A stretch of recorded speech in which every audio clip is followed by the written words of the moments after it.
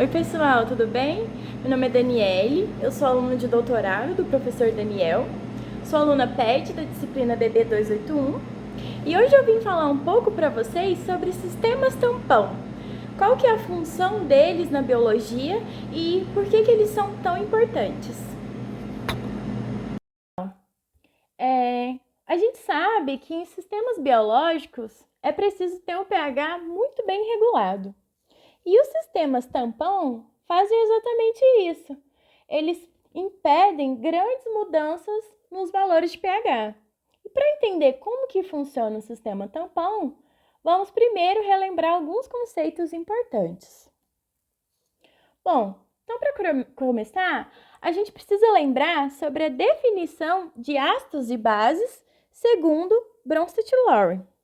Então, segundo ele, um ácido é um doador de prótons, ou seja, um doador de íons H+, enquanto a base é um receptor de prótons. Ainda nesse conceito, temos os ácidos fortes e os ácidos fracos. Um ácido forte, quando em meio aquoso, ele vai se dissociar completamente nos seus íons. Um exemplo disso é o HCl, o ácido clorídrico. Em meio aquoso, ele se dissocia completamente em H+, e Cl-. Por outro lado, o ácido fraco, ele se dissocia parcialmente, ou seja, ele existe em equilíbrio com seus íons. Os íons do ácido fraco serão, então, o próton, um H+, e a base conjugada, representada pelo A-. Um exemplo disso é o ácido acético, que em meio aquoso, ele existe em equilíbrio com a sua forma dissociada, que tem o H+, e o íon acetato, que é a base conjugada. Então, o que vai diferenciar um ácido forte de um ácido fraco? É o quanto que ele consegue se dissociar, ou seja, a sua capacidade de dissociação, representada pela constante de dissociação, ou seja, o Ka. Então, ele é calculado da mesma forma que a constante de equilíbrio químico e pode ser representado pela fórmula Ka igual a concentração de H+ da solução vezes a concentração da base conjugada dividido pela concentração do ácido fraco. Bom, agora que já revimos esse conceito, podemos entrar então em solução tampão.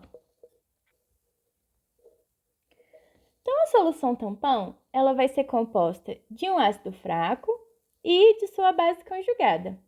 E, é claro, ela vai ter uma constante dissociação, Ka. Então, imagina que dentro desse frasco, a gente tem uma solução tampão. Então, aqui dentro a gente vai ter algumas moléculas do ácido, algumas moléculas da base conjugada e, é claro, algumas moléculas de H+. Lembrando que é a concentração dessas moléculas de H+, que vai definir o pH da solução. E se nessa solução tampão eu adicionar 3 moléculas de HCl? O que vai acontecer? Bom, o HCl a gente viu que é um ácido forte. Então, o que vai acontecer aqui dentro é que ele vai se dissociar em H+ e Cl-. No caso, eu coloquei somente o H+, porque é o que mais importa para a gente nesse momento. Então, essa equação, ela estava em equilíbrio. E de forma a tentar manter esse equilíbrio, o que vai acontecer? Aumentou, então, a concentração de H+ na solução. Esse H+, ele vai reagir com a base conjugada, o A-, de forma, então, a aumentar a concentração de ácido, desse ácido fraco. Então, a gente diz que o equilíbrio, ele se deslocou para a esquerda. Por quê? Porque o H+, que foi adicionado, reagiu com a base conjugada e produziu o ácido. E tudo isso vai acontecer de forma a manter o Ka constante. Lembrando que a gente chama ele de constante dissociação.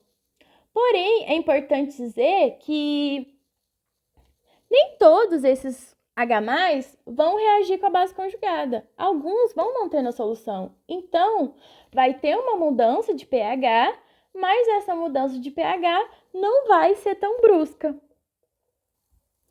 E se ao invés de adicionar HCl, a gente adicionar nessa solução tampão NaOH, 3 moléculas de NaOH, que é uma base forte, ou seja, que vai se dissociar completamente em Na+, e OH-.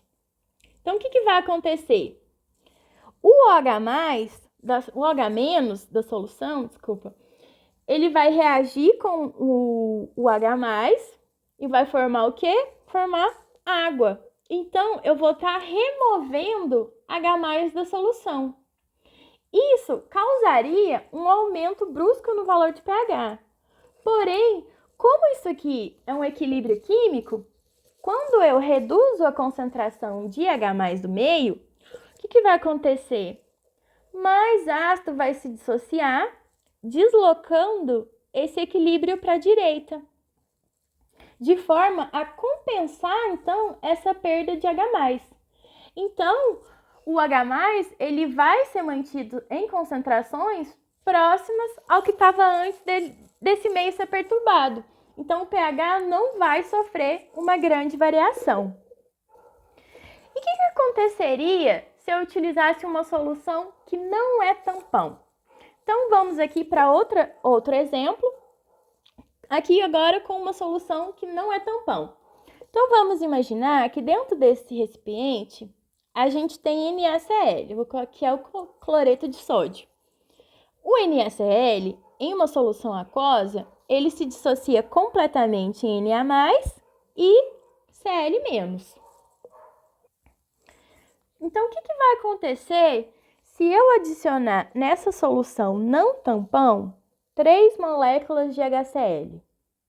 Então, vai liberar H+ no meio, vai aumentar os cloretos, né? Só que aqui nesse caso, a gente não vai ter uma base conjugada para reagir com esse H+. Não tem um equilíbrio químico. Então, o que vai acontecer é que vai ter uma mudança brusca no valor de pH. Por quê? Porque vai aumentar muito a concentração desse H+ na solução e não vai ter uma solução tamponante que nem tinha nos outros exemplos. Então, vai ocorrer uma queda no valor de pH. Cada tampão, ele vai apresentar uma faixa tamponante, ou seja, uma faixa de valores de pH na qual ele exercerá sua função tampão de impedir mudanças bruscas no valor de pH com a adição de ácidos ou bases. E isso é feito através do que chamamos de titulação. Como exemplo, então, vamos usar aqui o ácido acético. O ácido acético, ele tem uma faixa tamponante entre 3,76 e 5,76. Mas como que isso é determinado, né? Isso é feito através de um experimento, então, de titulação, onde colocamos o ácido e a gente vai adicionando a base conjugada de pouquinho em pouquinho, gotejando a base conjugada, observando, então, os valores de pH da solução. Então, vamos simular aqui para o ácido acético. Bom, então a gente começa aqui no pH 2, que seria o do ácido puro.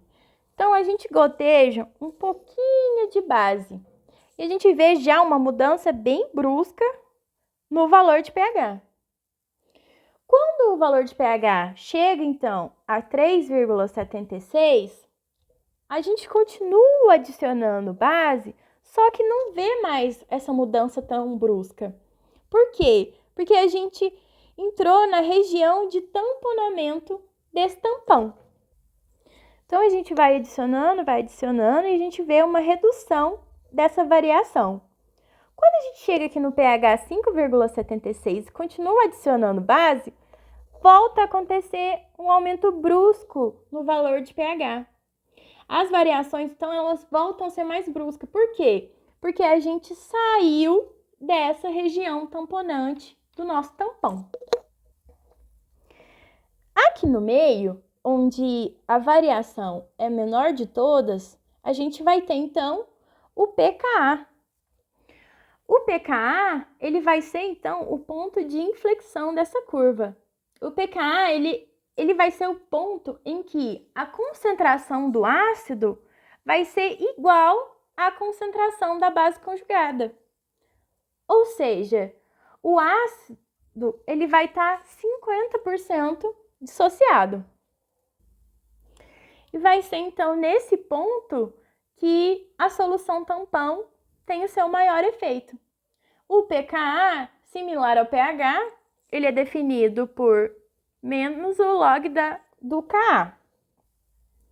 Para ajudar a gente a relacionar os valores de pH, pKa e as concentrações do ácido de base, a gente usa a equação de Henderson-Hasselbalch, ou equação de HH.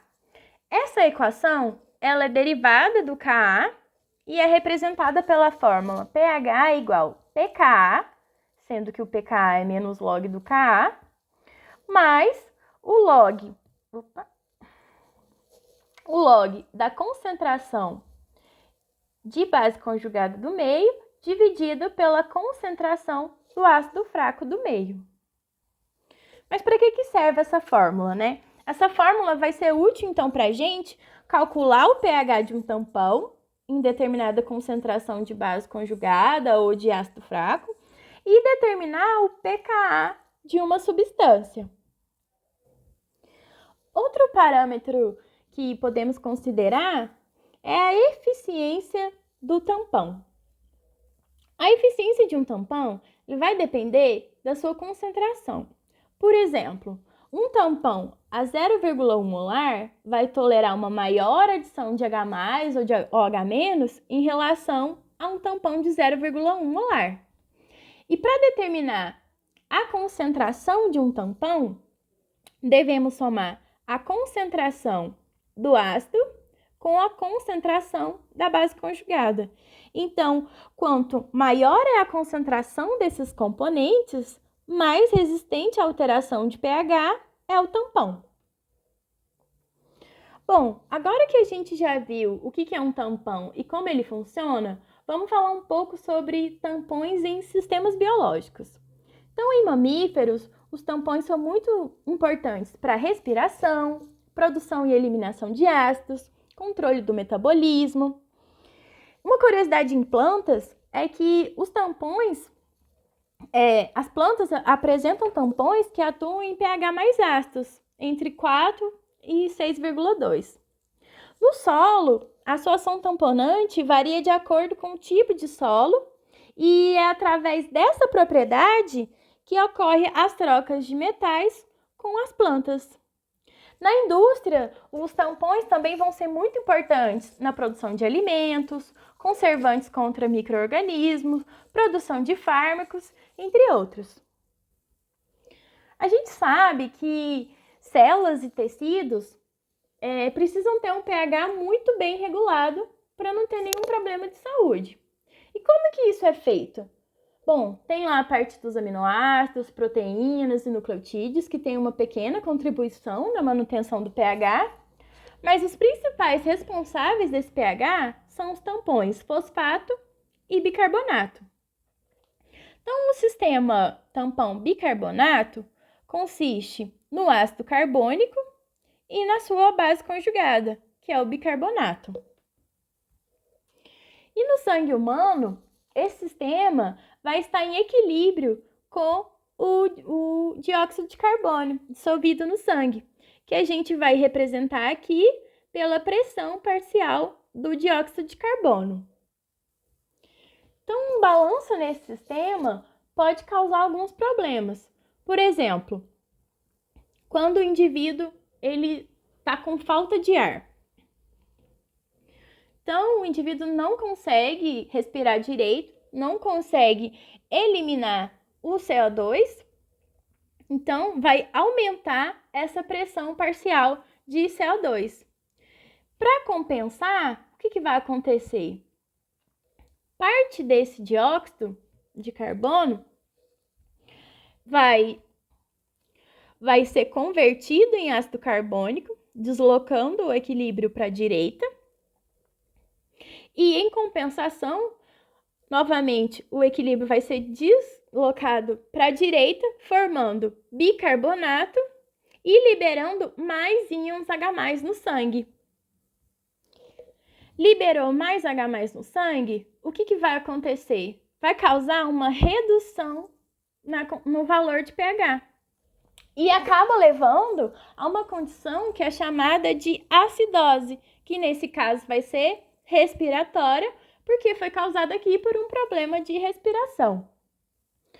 Outro problema que pode afetar nesse sistema tampão é no caso de uma diarreia muito severa.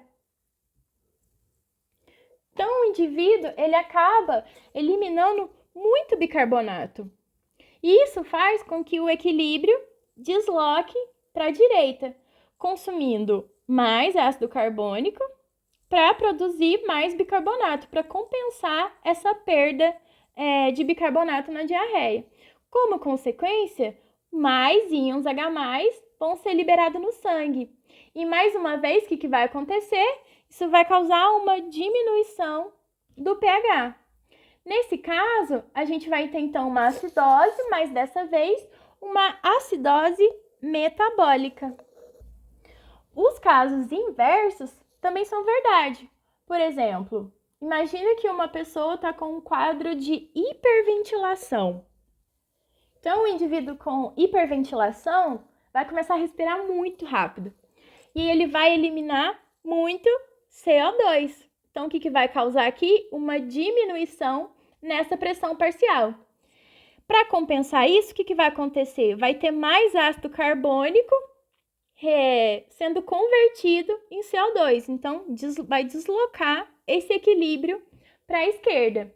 E para compensar essa redução, então, de ácido carbônico, o equilíbrio vai deslocar aqui para a esquerda também, consumindo mais bicarbonato e H+. Consumiu mais H+, então vai diminuir a concentração de H+ no sangue. O que isso vai gerar?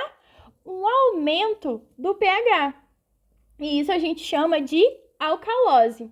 Nesse caso, respiratória. Por quê? Porque foi causado por uma hiperventilação. Vamos agora para uma situação de muito vômito. Fui num rolê open da Bio e, nossa, tô vomitando demais. Bebi demais no rolê, tô vomitando muito hoje. Então, quando o indivíduo vomita muito, ele perde muito H+, através do suco gástrico que ele tá vomitando, E isso causa, então, uma redução da concentração de H+ no sangue. E a redução da concentração de H+ resulta o quê? Aumento do pH. E nesse caso, a gente vai ter outro tipo de alcalose. No caso, vai ser uma alcalose metabólica. Pessoal, para fixar melhor o conteúdo, eu trouxe esse probleminha, que é calcule o pH de uma solução de ácido acético a 0,1 molar e acetato de sódio a 0,2 molar, dado que o pKa é igual a 4,76. Então, primeiro a gente tem que lembrar da fórmula, que é pH é igual a pKa mais o log da concentração da base sobre a concentração do ácido. Então, substituindo os valores do enunciado, vai ficar que o pH é igual o pKa, o enunciado já deu, então a gente pode substituir o valor aqui, 4,76, mais log a concentração da base, o enunciado também deu, que é 0,2, e a concentração do ácido, 0,1. Então, vai ficar que o pH é igual a 4,76 mais 0,2 dividido por 0,1 vai ficar log de 0,2. E quanto que é o log de 0,2? 0,3. Então, vai ficar que o pH é igual a 4,76 mais 0,3. O pH, então, dessa solução vai ser 5,06. Beleza, pessoal? Bom, pessoal, então chegamos ao fim dessa videoaula. Eu espero que vocês tenham entendido o que é um sistema tampão, para que ele serve, como que funciona, o que é o pKa, para que serve a equação de HH, como que funciona o sistema tampão do sangue humano. E é isso. Até a próxima aula.